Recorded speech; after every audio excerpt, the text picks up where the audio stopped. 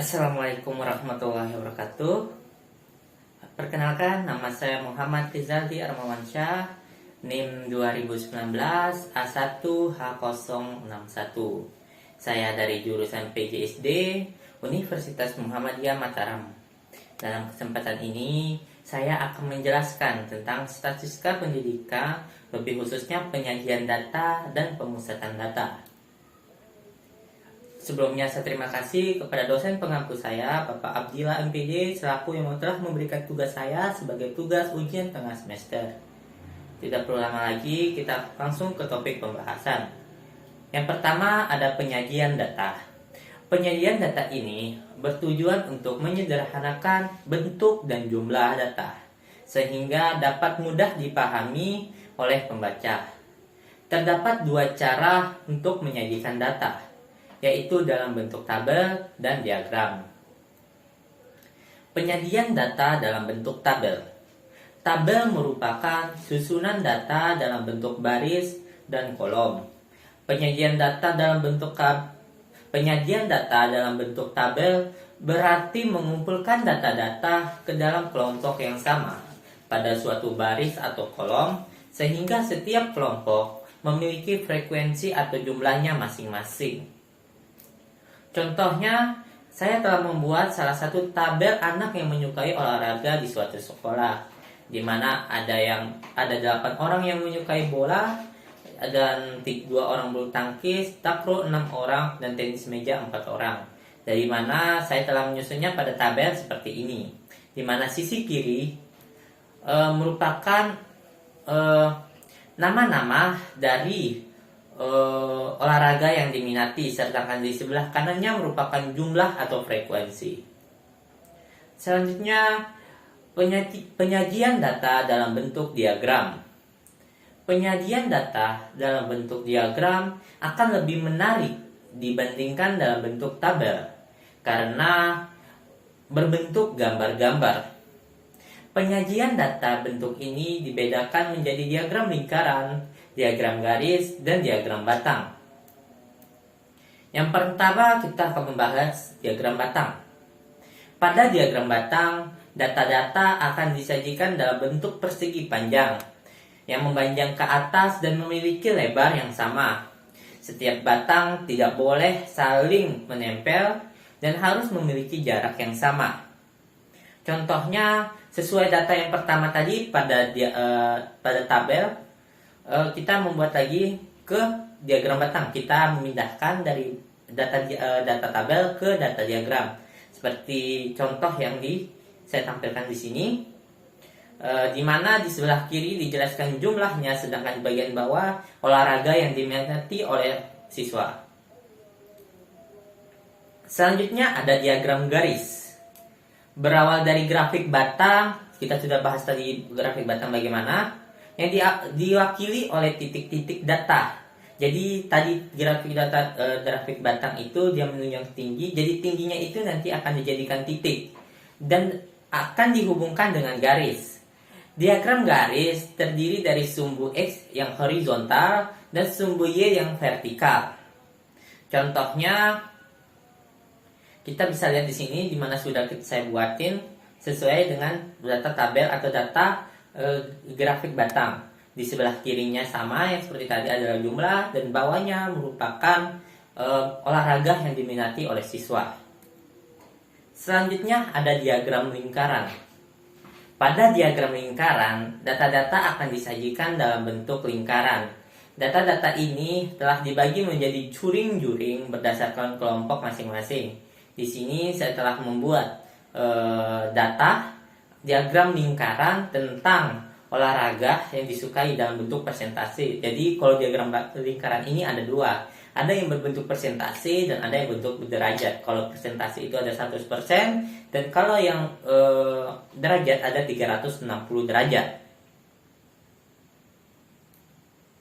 Cara untuk mencari persentasenya jika digunakan persentase, di mana 100%. Jadi jumlah olahraga yang diminati akan dibagi jumlah seluruh dari olahraga peserta yang akan mengikuti olahraga. dan akan dikalikan 100 sehingga menghasilkan hasil sekian sesuai dengan diagram yang tadi. Baik, tadi sudah selesai tentang penyajian data. Sekarang kita akan masuk ke pemusatan data. Pemusatan data ada 3. Yang pertama ada rata-rata atau mean, median atau mean, dan modus atau mu. Pertama, rata-rata atau mean. Rata-rata disebut dengan mean, dengan lambang X dibaca X bar. Kita bisa menghitung nilai rata-rata atau mean dari data tunggal dan data tunggal berkelompok atau berfrekuensi. Apa yang bedanya data tunggal dan data tunggal berkelompok? Jadi, kalau data tunggal, kita mengumpulkan atau memperoleh data apa adanya. Sebagai contohnya, nilai ujian matematika kelas 8A. Di sini saya ada tulis, ada beberapa nilai, ada dari 5, 9, 7, dan seterusnya. Nah, jadi dari data itu kita mulai mendapatkan data 5, 6, 7, 8, 9 dari data di atas. Tersebut dalam atau bisa dibilang kalau datum itu masing-masing angka yang ada pada suatu data. Untuk memperoleh nilai rata-rata, kita bisa membagi jumlah semua data-data yang tadi atau datumnya dengan banyak data sehingga ditemukanlah rata-ratanya. Nah, untuk rumusnya sendiri, untuk data tunggal, maka seperti tadi, X sama dengan jumlah semua nilai dibagi banyak data. Atau X sama dengan sigma X per N. Jadi sigma X itu ada jumlah data, dan N-nya itu, sigma X itu adalah jumlah semua nilai, dan N-nya adalah jumlah data. Sedangkan untuk rumus mencari data tunggal berkelompok, X sama dengan sigma X sama dengan XFN plus XF2N dan seterusnya per jumlahnya, atau sigma F kali N per sigma F.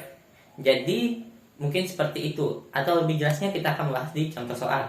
Jadi contoh soal yang sudah saya buat adalah data nilai ulangan harian IPA kelas 81.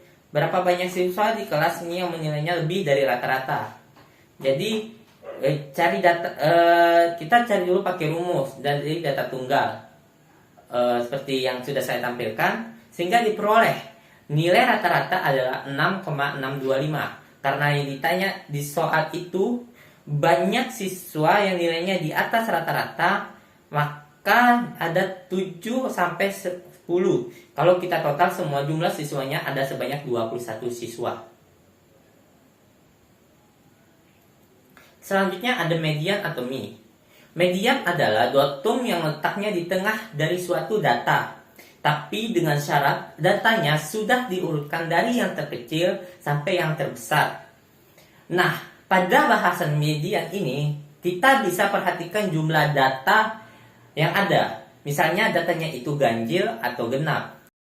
Untuk rumus mencari median atau mean, untuk yang data ganjil, mean sama dengan xn per 1 per 2. Sedangkan untuk data yang genap, mean sama dengan xn per 2 ditambah x dalam kurung n plus 1 per 2 dibagi lagi 2. Untuk contoh soal median. Median dari data 7, 8, 8, 9, 4, 3, 7, 9, 5, 7, 6, 5, 6. Penyelesaiannya, ingat, setelah kita penyelesaiannya itu, urutkan nilai dari terkecil sampai terbesar. Sehingga dapat dilihat, ada datanya 3, 4, 5, 5, 6, 6, 7, 7, 7, 8, 8, 9, 9. Sehingga N sama dengan 13, termasuk data ganjil. Karena ganjil kita akan pakai rumus ganjil, yaitu Mi sama dengan Xn plus 1 per 2. Xn plus 1 per 2 sama dengan X13 ditambah 1 per 2. Sehingga X sama dengan 14 per 2. Sehingga menghasilkan 7. Jadi setelah kita dapat 7, kita cari data ke-7. Maka kita hitung yang data yang sudah kita susun, yang 3, 4, 5, 5. Maka kita hitung 1, 2, 3, 4, 5, 6, 7. Sehingga dapat dihasilkan datanya adalah 7. Selanjutnya modus atau mo. Nah, untuk topik yang ini sudah nggak asing lagi bagi kita. Yap, modus atau nilai yang sering muncul biasanya dilambangkan dengan mo. Kalau data yang kamu peroleh merupakan data tunggal berkelompok atau data yang dikelompokkan ke dalam tabel, maka kamu bisa langsung lihat datum atau nilai dengan frekuensi paling tinggi. Tapi kalau data tunggal bisa kamu tabel terus atau tally. Biar kamu paham, kita ke contoh soal.